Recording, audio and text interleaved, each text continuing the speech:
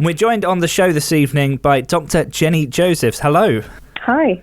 How are you doing this evening? Yeah, really good, thanks. Yes, excited to talk to you. So you're an entomologist. I must admit, I have no idea what that is, but I'm curious to find out, and I want to know how it's different to an entomologist, because I do know what one of those is. So basically, an entomologist is someone who eats insects.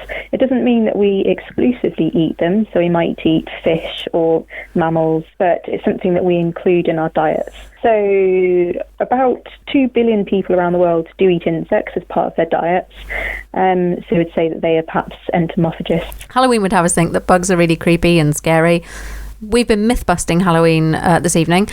Could you tell us why bugs are so good? Oh, I think insects and bugs are really awesome. So they do all sorts of things like pollinate plants or decompost food waste, and they make things like, if you have bees, they'd make honey, or silkworms make silk for clothing. So they've got all different purposes, and they're not scary or anything. I mean, I think most people generalise that insects are maybe creepy crawly, or they move too fast, or they'll infest your house, or they'll bite you. But actually most insects are useful for us, and they're useful for the environment, and most of them are pretty friendly, and I think they're really interesting as well. So I know a lot of people have kept things like stick insects as a pet. They're just really interesting to watch them grow and to feed them and to just kind of watch their life cycles. And that's something I do, because I've got pets as a hobby, pet insects, and I think they're really fascinating. So I don't eat chicken and I don't keep them as pets, but I know some people do both of those things, often at the same time.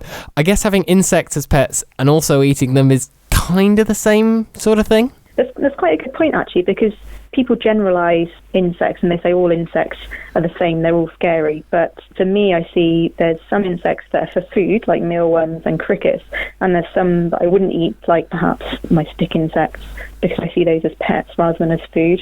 So that's quite interesting. But yeah, mealworms, sometimes people even keep them at home to feed to their chickens.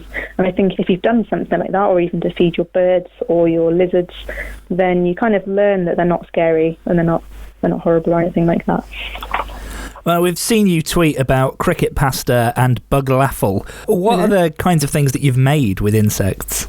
One of the first things I made was a pad thai, so that's like a noodle dish, and I replaced, instead of having prawns, I put in crickets. The pasta that I eat is made from a company called Bugsalutely in Thailand, and they're kind of 20% cricket powder and 80% regular wheat to make pasta. But one of my favourite things to do in the summer is to make burgers to take to barbecues, and I use 50% beef mince and 50% mealworm mince, plus onions and things like that, and I take them to my barbecues and I always tell people what they are, and then we cook them and we eat them, and I get people to say whether they think it's nice or not, and they said they're actually nicer than the ones from the shop, which is great. so yeah, I'm always pleased when people give me good feedback.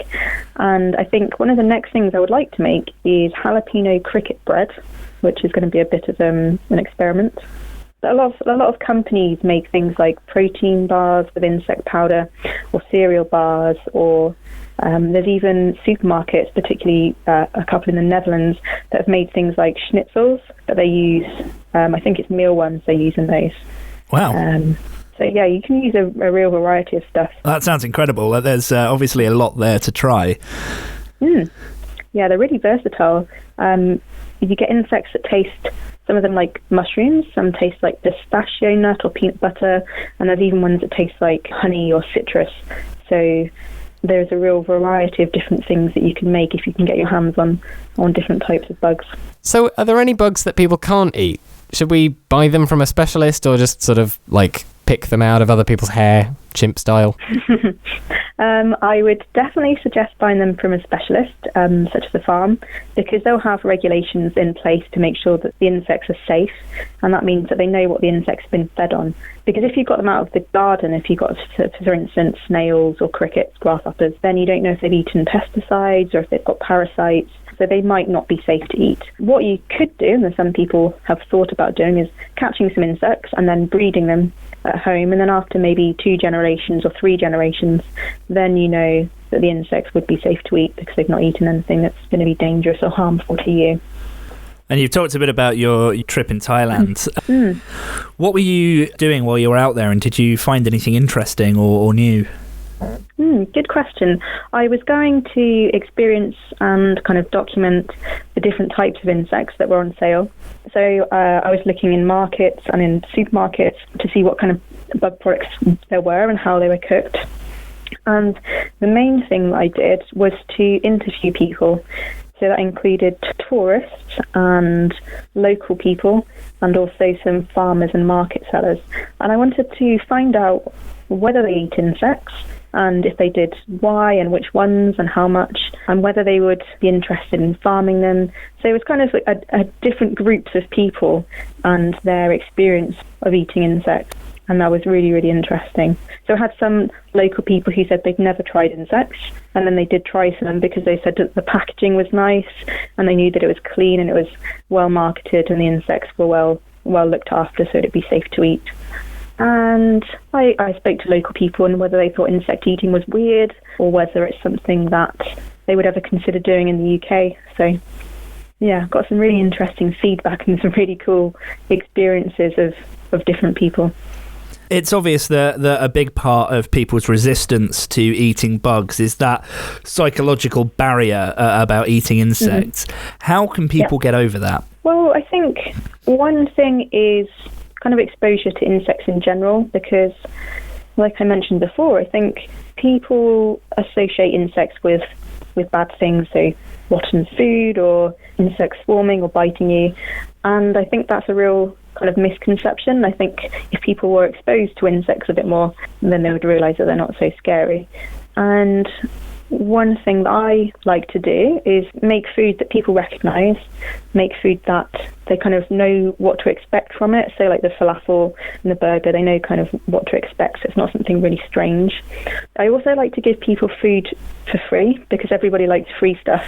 So if you go to an event and let someone try something, and I also think it's quite important to get good role models, so perhaps celebrity chefs who are good at putting different ingredients together, presenting things really nicely, and people who are quite kind of respectable, and someone who's a good influence. So, you know, kind of if they say you should try this food, then other people think, yes, that's probably something that's good. Farming meat the way we currently do is really bad for the environment. I was reading the other day that giving up beef would be better for the environment than giving up your car. Could insects be a sort of better source of protein, environmentally speaking? If you're a meat eater and you were, for instance, eating beef, if you take 1 kilogram of beef, then you need about 25 kilograms of feed, according to some estimates. But if you are farming a kilogram of crickets, which has got about the same amount of protein in it, then you only need about 2 or 2.5 kilograms of feed. So obviously you're using less resources. And you also need way more water to farm cows and pigs and chickens than you do to feed and to farm crickets. And also you need way less land, because if you've got something like cows, pigs, they're not really stackable.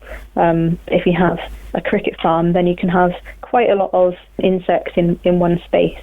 And also insects hardly let off any greenhouse gases. Oh, and also you don't have to give antibiotics to insects, so we wouldn't be contributing to antibiotic resistance.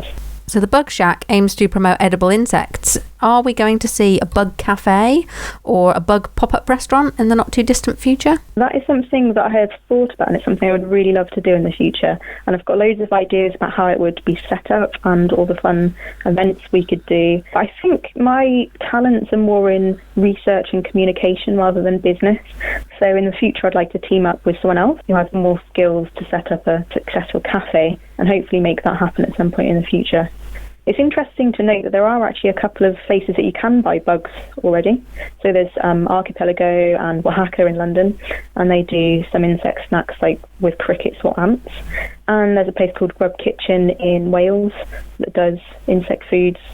So there are places you can go. I would like to definitely have that kind of thing myself with some really, really fun events.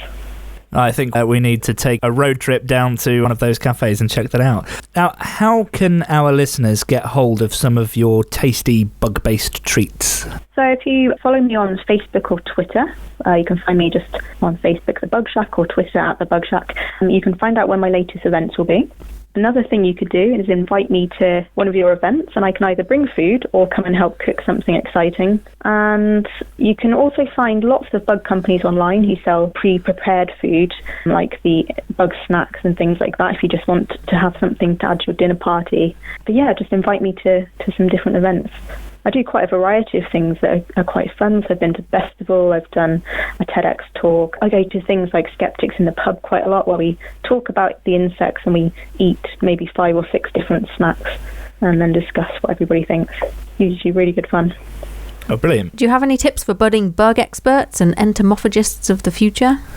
Absolutely, yeah. There's loads of interesting bug groups on Facebook. So if you just search for edible insects or entomology, you can join in some of our communities and get tips on recipes, or even tips on how to farm your own insects. There are different groups for insect farming online as well, so you can find tips or equipment to do that. Or just keep an eye out for all the different events that are popping up and join some of those and come and talk to us, or just email some of the companies and ask some questions.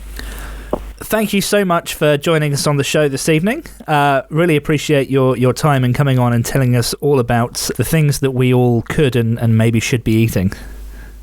No problem. Thank you very much.